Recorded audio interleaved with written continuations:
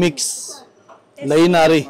May maliit kayong studio, pwede ito po ang gamitin nyo.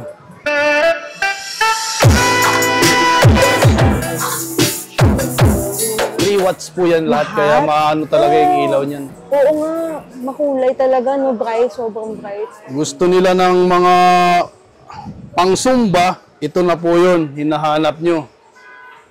Pwede pa i-stand at saka quality din siya. Gawa siya ng iMix. Ang watts nito, ma'am, is 1.5 watts. Totoong wattage, hindi sulat lang. Active na po siya. Yung MCB, mayroon din kami nito, ma'am, mga yung tinatawag na halimaw at saka subscope. MCB po kasi ito.